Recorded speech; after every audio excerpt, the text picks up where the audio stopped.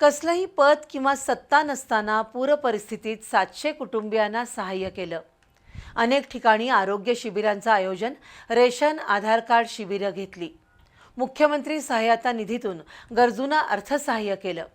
या सर्व कामांचा लेखाजोखा जनता जनार्दनाच्या न्यायालयात निश्चितच होईल आणि जनता विजयाचं दान पारड्यात टाकेल असा विश्वास प्रभाग क्रमांक 14 मधील भाजपच्या उमेदवार निलिमा शैलेश पाटील यांनी व्यक्त केलाय।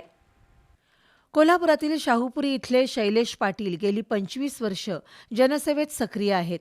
त्यांच्याच खांद्याला खांदा लावून त्यांच्या पत्नी निलिमा पाटील या देखील सामाजिक क्षेत्रात अग्रेसर आहेत।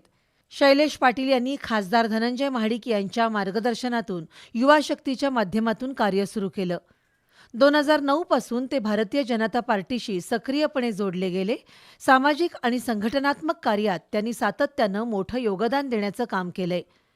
या प्रभागात पूरस्थितीवेळी पूरग्रस्तांना सहाय्य करणं, पूर ओसरल्यानंतर परिसरात स्वच्छता मोहीम राबवणं, आरोग्य शिबिरांचं आयोजन करणं, आधार कार्ड, रेशन कार्ड शिबिरं राबवणं, प्राथमिक माध्यमिक शाळांसाठी मदत निधी जमवून मुख्यमंत्री सहायता निधीच्या माध्यमातून अनेक गरजूंना आर्थिक मदत मिळवून देण्याचं काम देखील पाटील दाम्पत्यानं केलंय।